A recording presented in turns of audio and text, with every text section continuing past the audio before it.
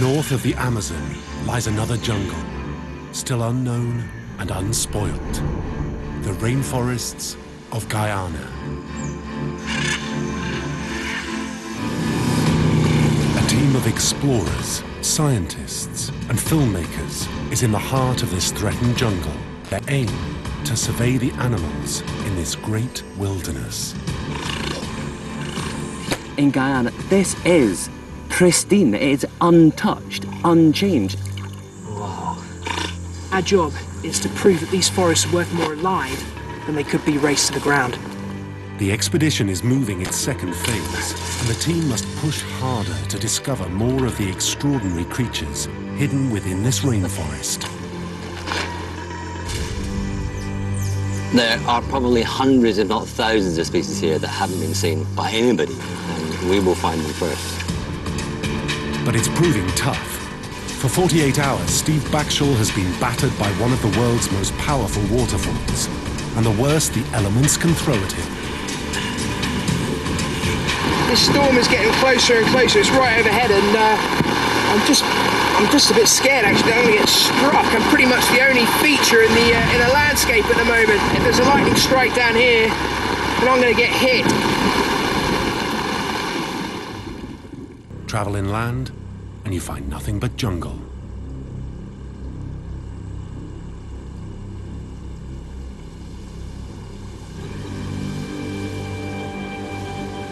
In the heart of the forest lies Guyana, and sheltering at its base is expedition naturalist and climber Steve Backshall. Well, that was about the most miserable night of my life.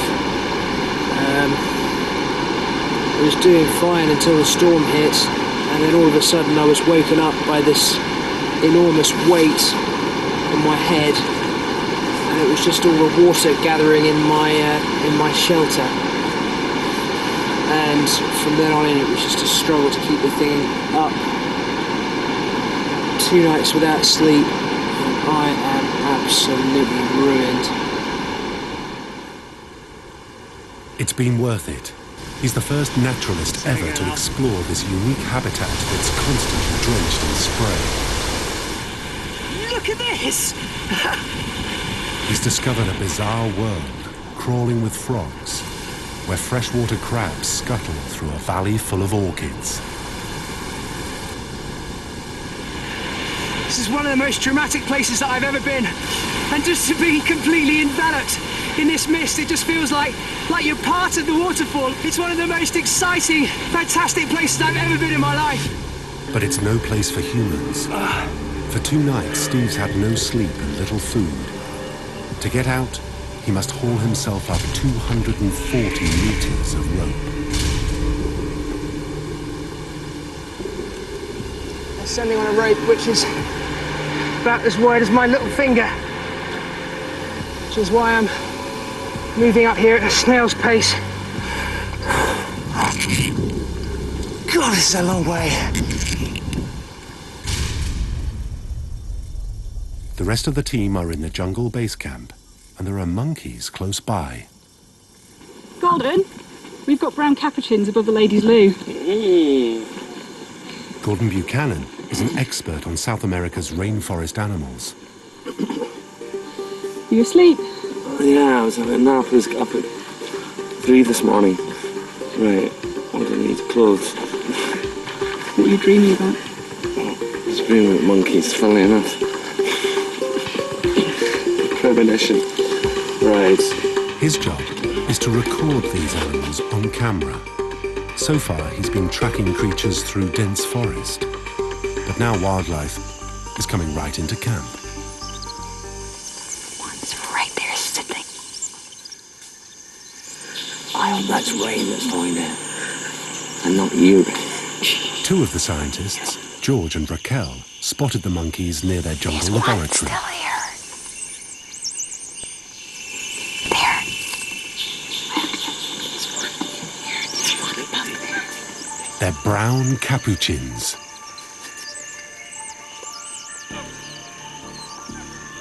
They're foraging side by side with squirrel monkeys. There are 8 species of monkey in this part of South America, The team aims to find out how many live in this forest. Oh, there's one right up here. Let's one right up. Oh my God. That's right over here. There's one right here. And up in front of it. Yeah, he's just over here. A bite to eat. Primates are normally nervous when humans are around, but this forest is unusual. It's not been hunted, and the monkeys show little fear of people. They're after this tree. It has some fruits in it. I'm seeing him trying out the seeds.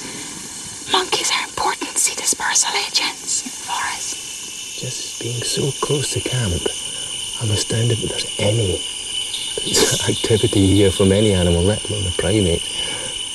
On the other side of camp, another monkey has just been spotted by wildlife camerawoman Justine Evans.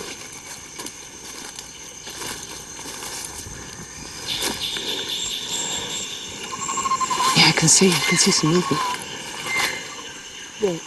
Oh, yeah. Oh, yes. Fantastic. Some spider monkeys here. This one doesn't seem particularly happy about us being here. It's making lots of little noises and he's a little bit upset. Just threw a branch down at us. Amazing arms. They're very gibbon-like.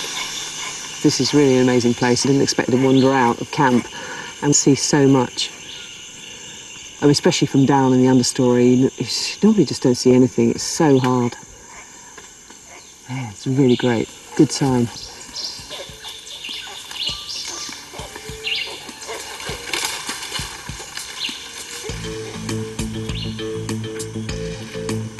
To catalogue the species that live in this remote jungle, there's an international team of scientists on the expedition. A tree viper. They are working out of a purpose-built jungle lab in the heart of the camp. Studying the plants is Guyanese biologist Dr. Raquel Thomas. In this forest, we have over 6,000 species of flowering plants. Every time I come in here, there's something new to see and new to learn, and that's what is important.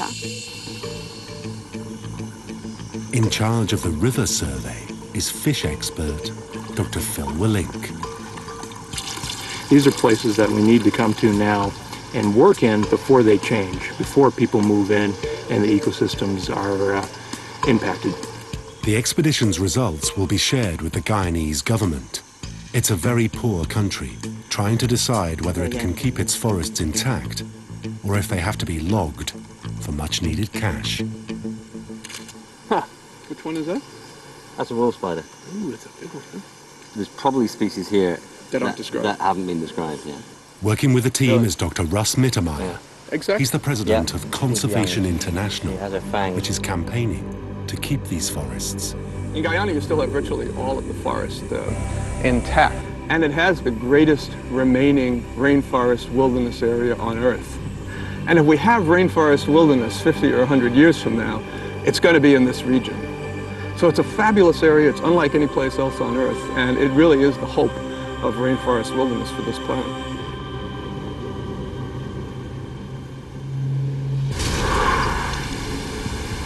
For an hour, Steve has been dragging himself up the rope inch by painful inch.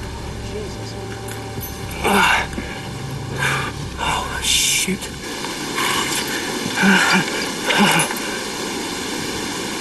Steve has climbed some of the world's highest mountains and run extreme marathons, but this climb has all but defeated him.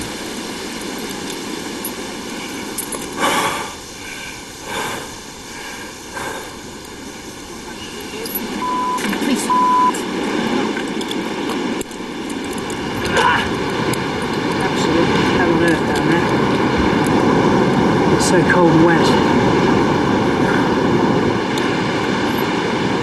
As the rest of the climbing crew make it safely to the top, Steve collapses from the exertion. What happened then, mate? The expedition medic is on hand. Yeah, we'll have some water over here. Just sit on this bag over here, mate, and just gather yourself. How you feeling now? Fine.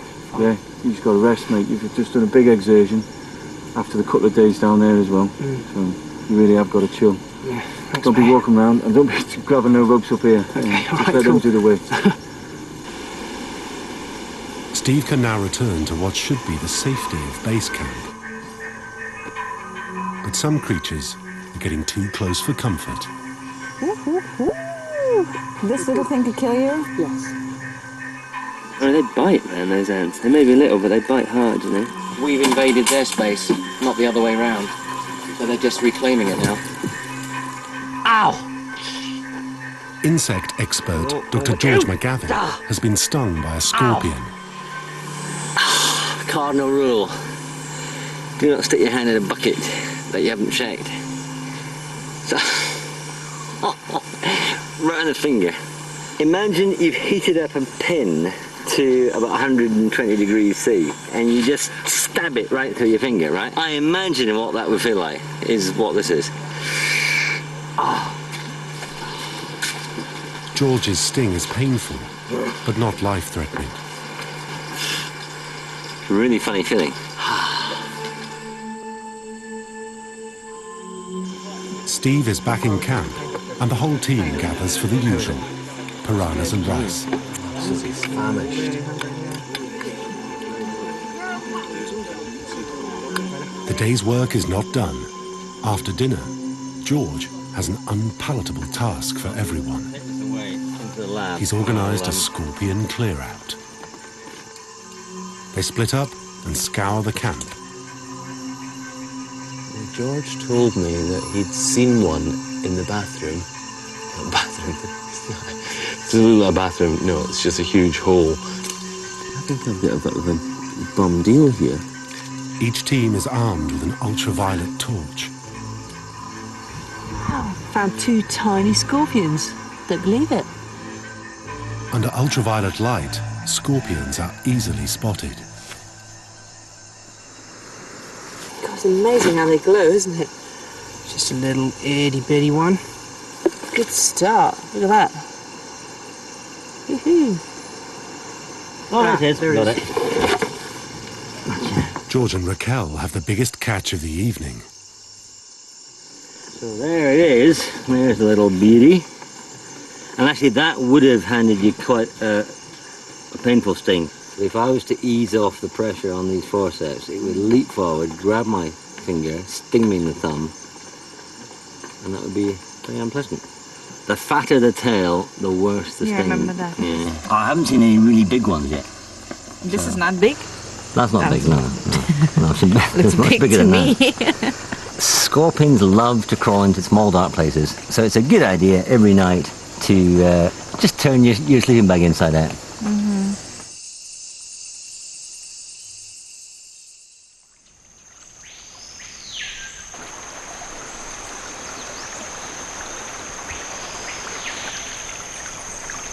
The heart and soul of the base camp is the beach. It's where the fish are gutted, the boats are stored, and where everyone comes to wash and cool off. It's a welcome respite from the stifling jungle heat. All the sweat, the dirt, the grime, the one good thing is that we have the beautiful river out there to bathe in because it's fresh water. Fresh, absolutely beautiful. Justine was coming down for her morning wash, but something has changed her mind. Oh dear. It's a big caiman on the beach. Exactly where I washed. This is actually the first proper one I've seen. The black caiman. It's the largest predator in South America, and like so many animals around camp, it's growing bolder by the day. He's one that could quite happily cause damage to fully grown adults. And you can see that the guys down here cleaning fish. That croc is 11, 12 feet long. And this is exactly the way that caimans start becoming a problem in villages around here, is that people are cleaning their fish, the caiman gets bolder and bolder and bolder, and then eventually it takes some of the dogs, and then it kind of moves up to taking someone's child. Whoa! Caiman are just one of hundreds of intriguing creatures that thrive in these waters.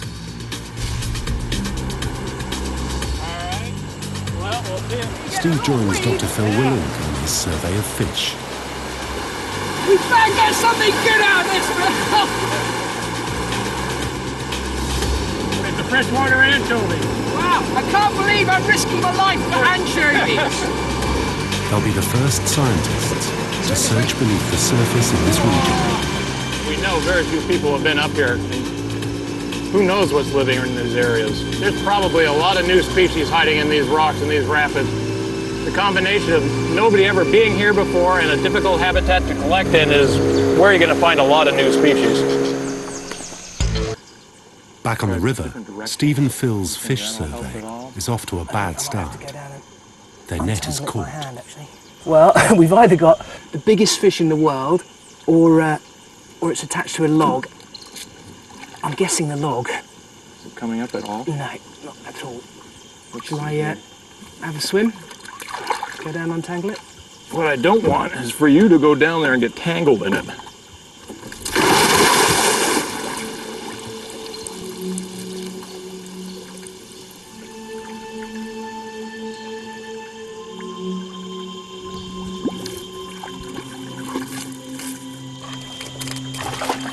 He's freed the net, but it's full of piranhas. Whoa!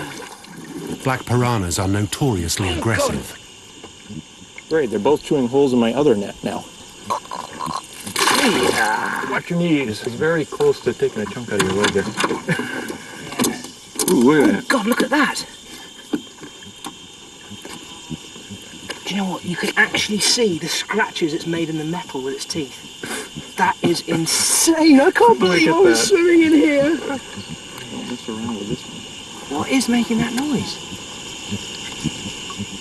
Is it a piranha? They're making it with their swim bladder somehow, yeah. As to whether it's an intentional form of communication, I don't know. Wow, that is a really good sized piranha, isn't it? Mm-hmm. And these are bigger than the red belly ones they have in all the horror movies.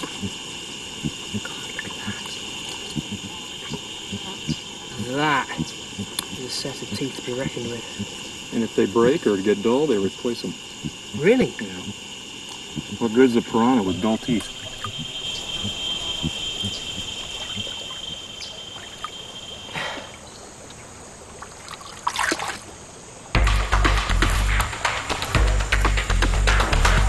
Yeah, keep going, Gordon. With so many animals coming in close to camp, Gordon is setting up a remotely controlled CCTV camera system to keep tabs on them. This is something we can just power up, see if there's anything going on, and have somebody monitoring it.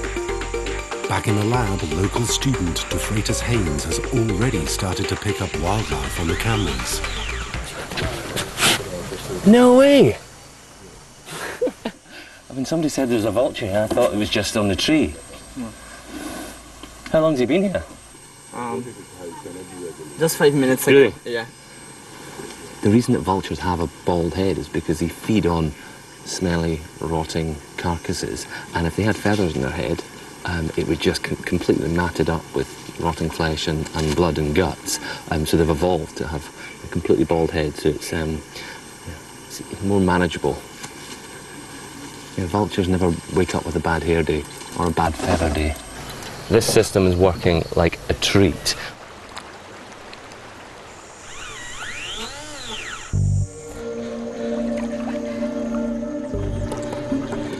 Steve and Phil's fish survey continues.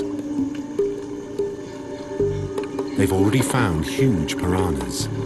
Now, with the help of local fishermen, they're hoping for a far more impressive catch.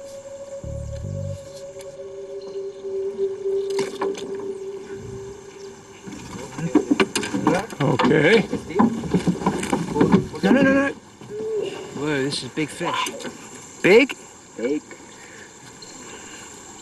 Whoa, look at the size of that! Oh, it's a big one. Put it right in the boat. Yeah, sure. Yeah. That is it. Oh, that's unbelievable! That is the banana catfish. Surveying fish is not easy. They must identify each species and return them to the water as quickly as possible. You can tell it's called the banana catfish because it's yellow on the belly, like a banana. And probably a good sort of 20 years old, would you say, Phil? Could be older. These fish can live a long time. Now, this fish is just covered in parasites. Oh, one popped out. One popped out. Don't lose it, don't lose it. Oh, yeah, we've got another one, Phil. Okay, keep him. Where is it? Just down there, look. Another one there, look. Another one there, look. It's actually scattering blood everywhere. It's like a full leech. Look at that. Okay. Let's put our friend here back in, because he's absolutely wonderful and we wouldn't want to harm him. So, old fella, off you go. Absolutely fantastic. Excellent. And actually, nothing like as exciting as what we've got in here. The parasitic fish Steve's collected are known as vampire catfish or kangaroo. Apparently, if you stand in the water in these areas and you go to the toilet, we'll swim up the stream of urine and right inside you and lodge inside you using two backward-facing spines.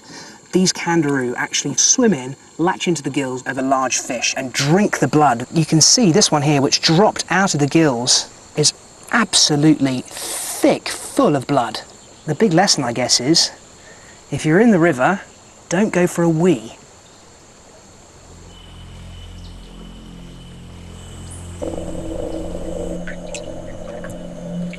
Steve's discovered what rules the depths by day. Now he wants to learn what hunts by night.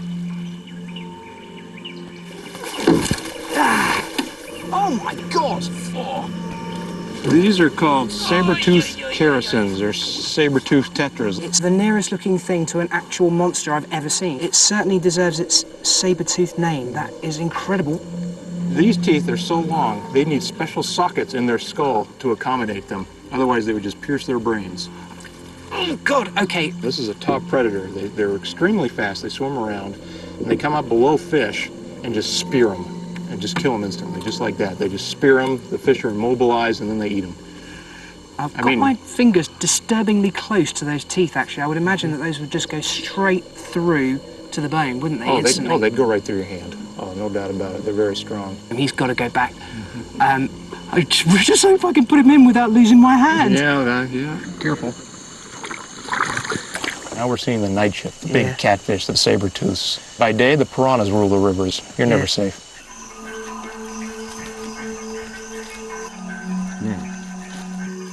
Just got to move very slowly. Keep an eye out for spiders.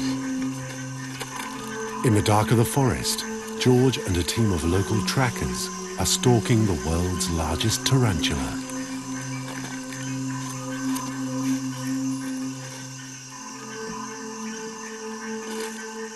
No coming this way?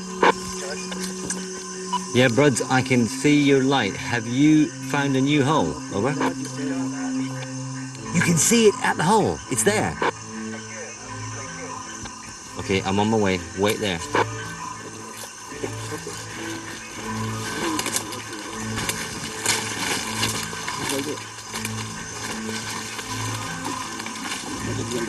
Oh, wow.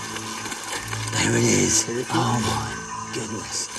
Pterophosa blondie, the Goliath bird-eating spider. Oh, wow. Great. Trouble with this is, the first fright that she gets, and she'll dive into that hole again, and we won't ever be able to get her out.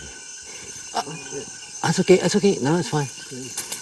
I'm going to try a little stick to sort of tease her forward. Now, is there any way you could go around the back and block the hole? Okay. Poor-sighted, tarantulas hunt by sensing vibrations in the ground. They wait to pounce on passing prey. She is a beauty. Got her. Wait. That's it, that's it, that's it, that's it. Now, these guys don't normally bite as a first defense. They normally flick hairs, and she was flicking hairs. Let's just block that hole. The barbed hairs are designed to irritate a predator's skin, eyes, and lungs. Those hairs are extremely irritating. I'm going to cough. Don't let me cough, because if I cough, she'll get a fright. I'm desperately trying not to cough at the moment. Okay, it's gone. Thank God for that.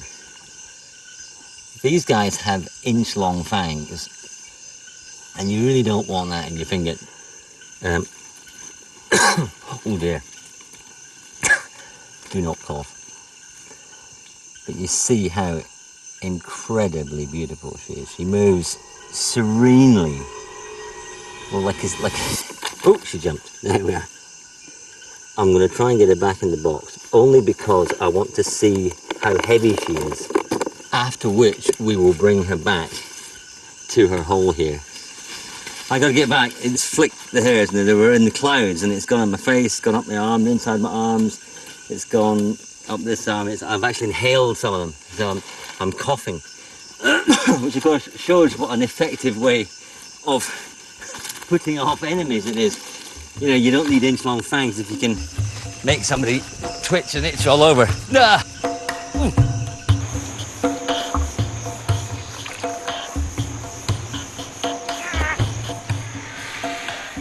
Early next morning, Steve and Phil are trawling the shallows by camp. These ones. We have around a dozen species right here. These are all related to tetras. This is called the Characidium. Here's a cichlid. Oh, yes. Popular in the aquarium trade. Oh, I think we have something interesting here.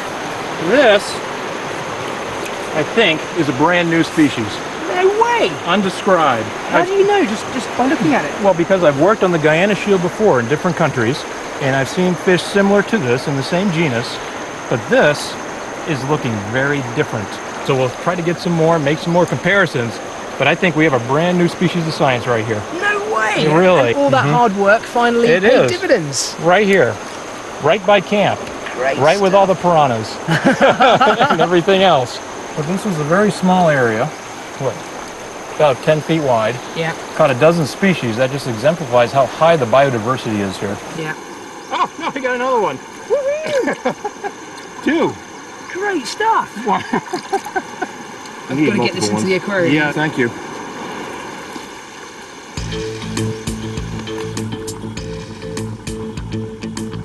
All the indications are that this area is completely undisturbed, never fished, never hunted, and its ancient trees intact. In the 21st century, that makes it a rare rainforest indeed.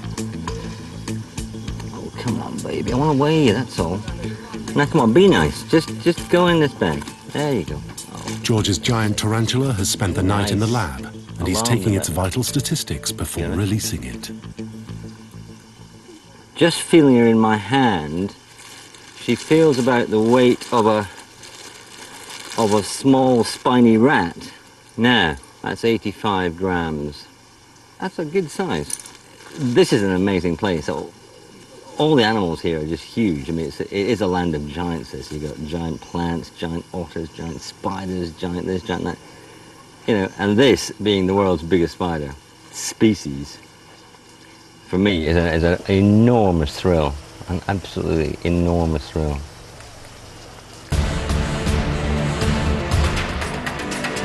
So far, most of the expedition has been focused on a small area of forest. But across the border in neighboring Venezuela, Steve has another challenge. Where Guyana meets Venezuela and Brazil, there's a remarkable range of mountains called the Guyana Shield. Some are totally unexplored. The tops of the mountains are isolated from the forest below, so anything that lives up there, plants or animals, is exactly like it's on an island. It's growing completely isolated from everything below. And that's our mountain. Look at that! Steve's aim as a climber is to be the first to scale Mount Nepuigma. His aim as a naturalist is to discover what lives at the top. Nobody has climbed this mountain before. It's absolutely certain we would be the first people to place our hands on that rock. To reach the top, Steve will have to push himself if he is to succeed. Joining him are two of the best rock climbers in the world, John Aaron and Ivan Calderon. Tim Fogg is the rope safety expert. few biologists that have got on top of these, they're called tapuis, these mountains, have found new species of plants and animals. And that's what we're hoping to find. That was a hairy landing. A football field in a tiny Venezuelan village is the only place to land. Hola. Where's it? Hola. This is one of the most beautiful villages I've ever seen.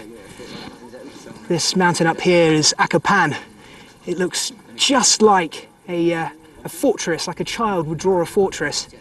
And then looming over from the other side is our mountain, Puigma. Look at that. What a place to live.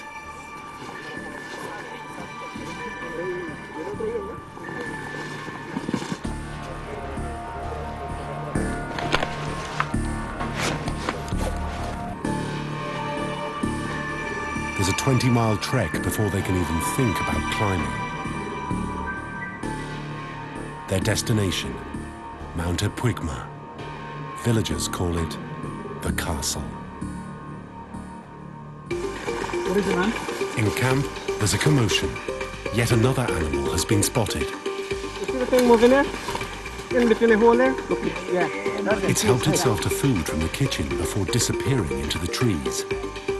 Gordon has grabbed another of his cameras and is on the case. This is the scene of the crime. He wants to catch the raider red-handed. It has walked through the kitchen, so there's obviously something in there that it likes. It's quite appropriate that we're using this camera to catch a thief, because that's kind of what they were designed for, observing people stealing stuff. Yeah, I'd say it's pretty good. As the team gets closer to the mountain, the going gets harder. The approach to the rock face is steep and heavy going. Once there, it'll take 3 days to climb. Looks a whole lot different when you get up close, doesn't it? Even from a distance you could tell it was going to be big, but not that big. You can see some of those places up there which are really dark, deep orange. I think they could be really dangerous up there. It's unreliable rock to climb. Huge chunks can be pulled away without warning. They'll start the ascent at first light. For now, they need food and rest.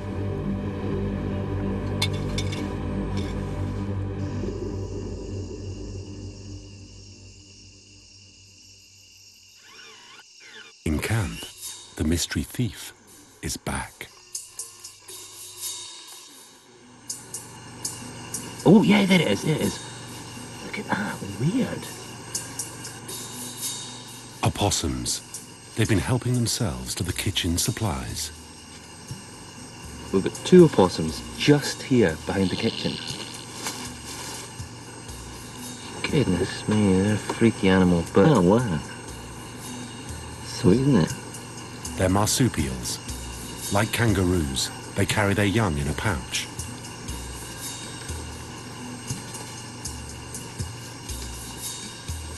They eat anything. They're omnivores. They eat rodents, they'll eat birds' eggs, they'll eat fruits, whatever they can get their hands on. Just wonder if they've set up home meters from where we've set up home. Isn't it true that in the last week things have been coming closer to the camp? Without a doubt. Closer and closer, all the time? Yeah, almost every day there's something new showing up. Have a look on the ground, because I saw tons of spiders and ants and things. Just, oh, you can see a few wee ants there. It'd be great if we'd found one of the big spiders and put this outside the burrow really close. There is one. There's a hole just about 10 yards that way. Oh, there we go. Just 10 meters from where George and Gordon are sitting, a tarantula is stirring. Some folks call it the skeleton tarantula because it has these little white marks on its legs. Oh, what's that? Oh, yeah. That is a big cicada, a biggish cicada, that. Ooh, here it goes. It's going forward, it's going forward. Oh, it's got it, it's got it. What speed. Wow. You can see it just in You the don't tunnel. get faster than that. I haven't seen that before in the wild ever. What's actually happening here? All spiders can't eat solid food. They have to eat fluids. And so the fangs have been used to draw the prey towards her, and then she's just basically emptying enzymes over its saliva, and she's then up the soup of the bug. It's just a insect soup, which she then swallows. There it is. Oh, Look at that wow. fang. It's just tearing it apart. Like, it's cutting it almost like it. Yeah. It's just scything through it. Yes, It just was. Oh, I'm loving this. I'm loving this. This is it. This is what the world is composed of.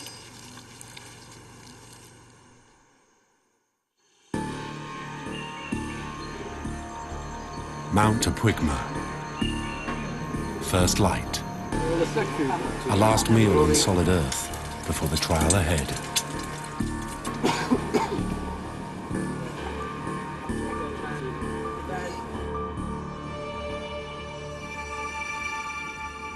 For 3 days they'll have to eat and sleep, strapped to this mammoth wall of rock.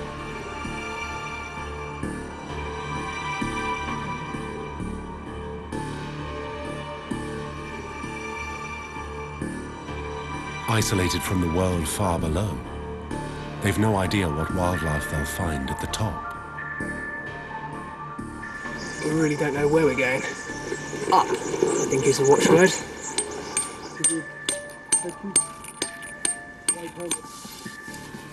What do you think? What do you think about the first I think run? It's going to be very loose and it's going to be a very technical pitch. Okay, sure. Okay. Good luck, mate. Thank you. I'm going with orange. Steve will be third on the ropes, behind Tim and Ivan. Okay. Big block going down. Jesus! You alright, Ivan? I'm not talk right now. I've been waiting a long time for this, but having seen Ivan struggle so hard over this first pitch, I can't pretend to be particularly, well, happy about the whole thing. Terrified's more the word. Okay, I'm climbing, Ivan! Okay. Good luck, Steve.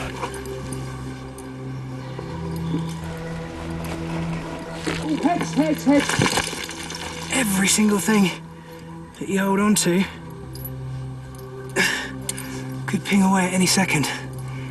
And the consequences of that would just be, well, they'd be death. There's no two ways about it. I don't want to sound over dramatic, but did you come this way? Yeah. God dear me.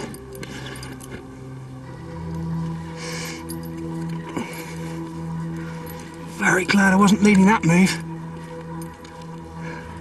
Not only is the rock sheer, but in parts overhanging, Good job. and the way ahead is difficult to make out. Wow. Yeah, be careful with that. Yeah, here we go. Oh. My God, Ivan.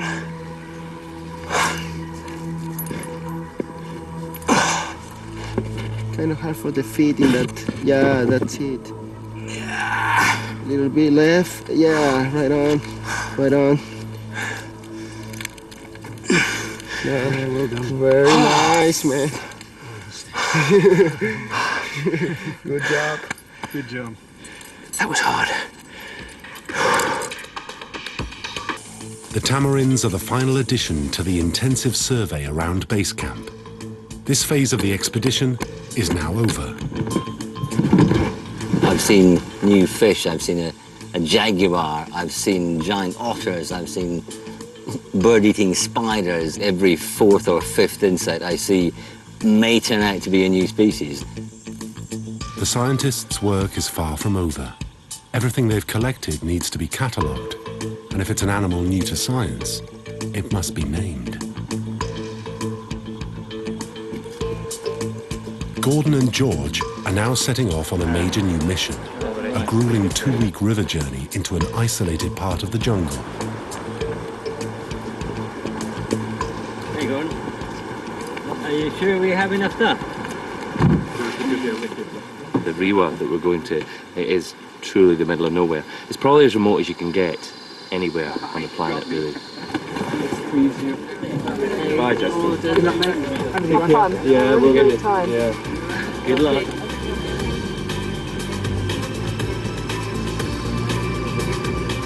Their destination, the headwaters of the River Rewa, one of the most inaccessible regions of Guyana.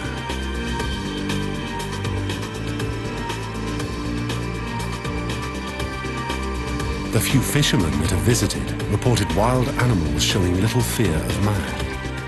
If anywhere in South America could be described as completely untouched, this is it. The upper Rewa is sealed off from the outside world by a formidable set of rapids and waterfalls.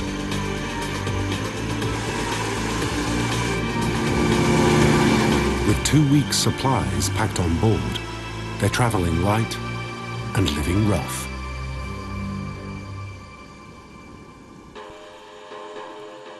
On the face of the mountain, the climbers have come up against an intimidating wall of rock.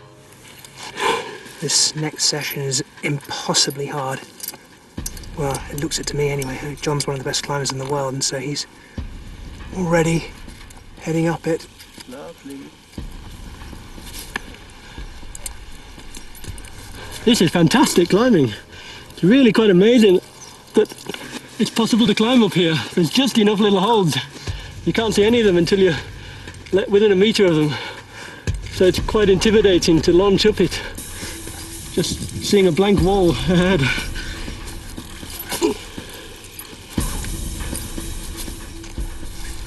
Listen, John, can you talk me through this next pitch, please? There's about 15 or 20 metres of vertical wall climbing. First half of it is really quite hard.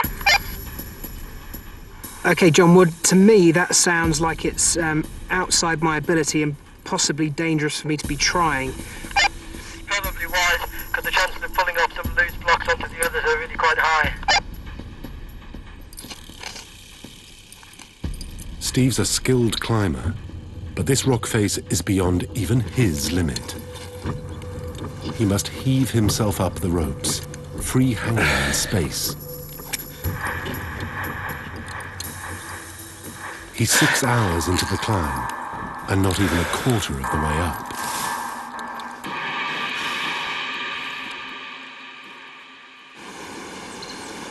George and Gordon have reached the rapids that guard the headwaters of the River Rewa. The rapids are impassable. The only option is to drag the boats and carry all the kit overland. What we've got is logs laid down over the rock, so hopefully the boat will slide over these rollers and then up to that gap and then up beyond the falls. Ready? 1, 2, 3.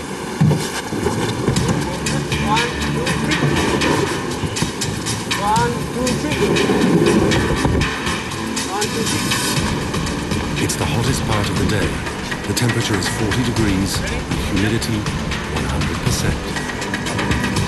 1, 2, 3.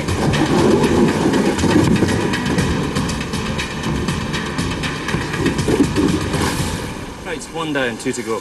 What? 2 more to go. I don't think I've ever been so tired in my life. There are still miles of rapids ahead. It's this barrier which makes the Rewa so special, protecting the forest and its animals from man.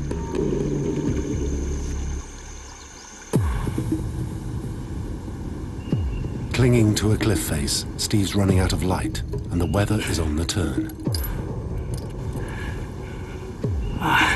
It's coming in at an absolute rate of knots. We've got black sky and a curtain of rain approaching us, and we've got to get our sleeping arrangement up very quickly, otherwise we're going to get drenched. They'll have to sleep on this vertical rock face, strapped to it in glorified camp beds. Above them, 200 meters of loose rock. Beneath them, 115 meters of nothing. We have 2 portaledges. Each one is big enough for 2 people. But since there are 5 of us, Ivan has rigged himself a hammock. How you bed? It's just perfect. I'm free hanging, but we have a lot of protection, so we sleep with harness and attach it to the protection. This is difficult enough in the light, hanging here in this ridiculous spider's web. But trying to do it in the dark is nigh on impossible. Obviously all night long we have to stay sleeping in our harnesses and clipped into as many things as possible. Because if you roll out of bed here, you get more than a bump in the head.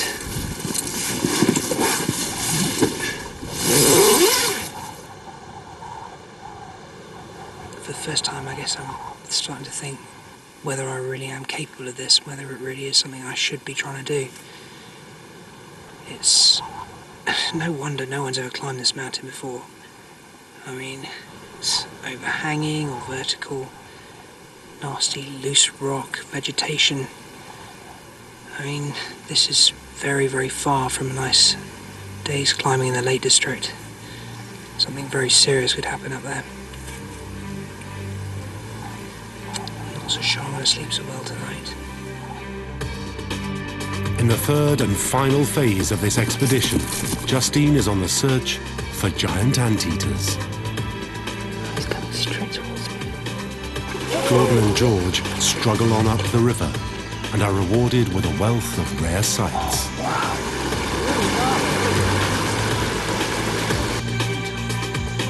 What a fantastic bird. And Steve battles exhaustion as he nears the top of the mountain. Oh, yeah!